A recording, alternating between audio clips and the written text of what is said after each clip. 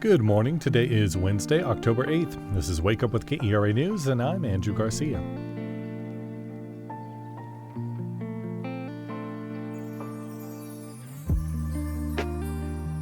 It will continue to be warm today. Highs will range from the upper 80s to low 90s, and there's a slight chance for rain this afternoon if you happen to be east of I-35. Since the 1960s, Texas has provided early diagnosis for certain rare conditions, with the goal to get children into treatment earlier. We'll have more on how the newborn screen has grown and why there are still hurdles to getting treatment. That's after the news. State Attorney General Ken Paxton's launching undercover investigations of leftist terrorist groups. KERA's Caroline Love explains. Paxton said the fatal shooting of conservative activist Charlie Kirk and a recent attack at a Dallas Immigration and Customs field office are examples of far-left violence. One recent study found that from January through early July, left-wing terrorism incidents outnumbered far-right incidents for the first time, although the numbers were very small. Extremism expert William Brana from American University says that's not typical. The violent far right has been much more active in recent decades and much more lethal in recent decades. President Donald Trump cut more than $18 million in funding for violence prevention earlier this year. For KERA News, I'm Caroline Love in Dallas.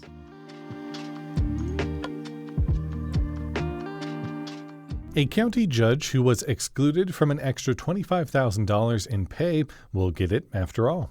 KERA's Marina Trahan-Martinez reports that after a lawsuit was filed, a vote to include the judge barely passed. 3 of 5 commissioners voted to amend the county's 2026 fiscal year budget. Judge Clay Lewis Jenkins abstained. Commissioner John Wiley Price said no to the entire pay supplement last month and again this week. If you're giving it to other judges who have not performed, who I voted against, I might as well add one more judge who has not performed, in my opinion. Judge Amber Givens sued Dallas County within a week of commissioners singling her out from getting an extra $25,000. State sanctions and discipline against the judge had been cited as reasons for the exclusion. For KERA News, I'm Marina Trahan-Martinez in Dallas.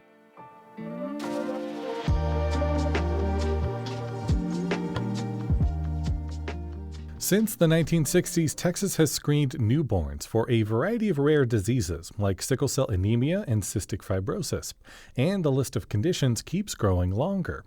But as KERA's Abigail Ruman reports, even with a diagnosis, families still face obstacles when it comes to receiving care. At about 4 months old, Dominic Enriquez's doctor was concerned about the size of his head.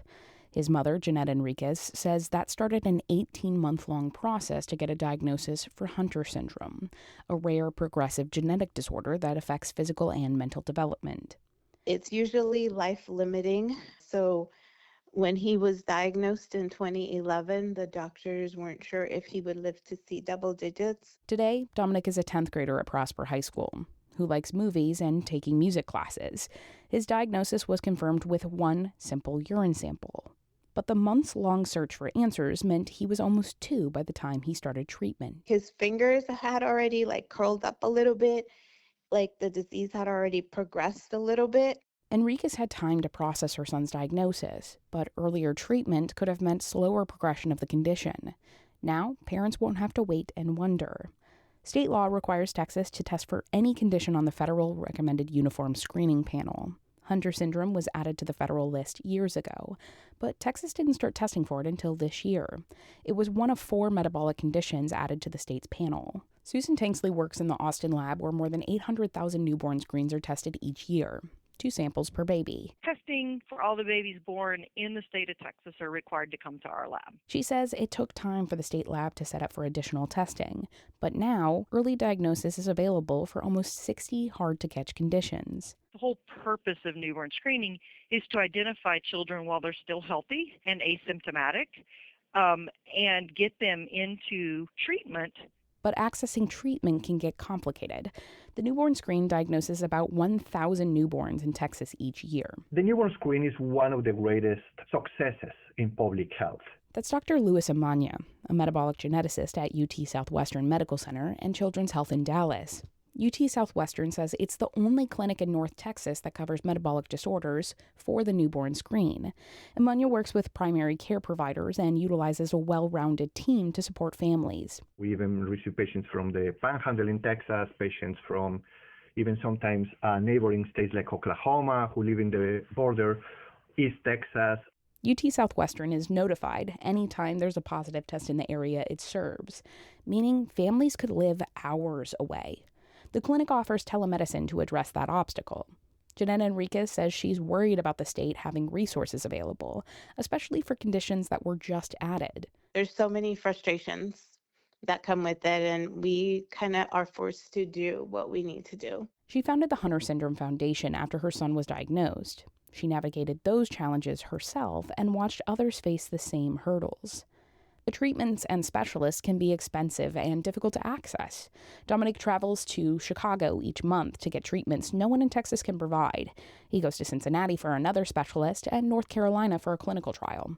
Enriquez says families need resources and support available quickly. There could also be a parent that will never follow up because they just don't understand what this means. Enriquez was hesitant to believe Dominic's diagnosis, even though she had more time to process than parents will get now. But she says she's grateful to get to spend time doing things that Dominic loves, like going to restaurants and playing sports. It's just thanking God daily that we're still able to do all that. Enriquez says there's never a good time to learn your child has a rare disease, but earlier diagnoses and advancements in treatment give her a lot of hope. That was KERA's Abigail Ruman reporting.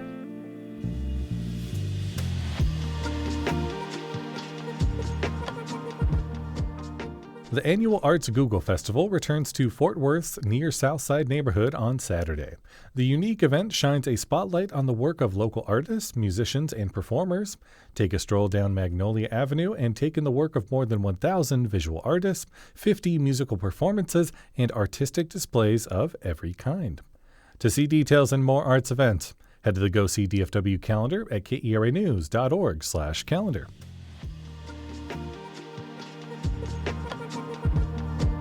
Thanks for listening to Wake Up with KERA News. I'm your host, Andrew Garcia. For more news in your inbox, visit kera.org/wakeup. That's where you can subscribe to the Wake Up with KERA News newsletter. You'll get a more in-depth look into the news with plenty of good morning vibes. Connect with us on Facebook, Instagram, and TikTok at KERATX. Have a great day. We'll see you tomorrow.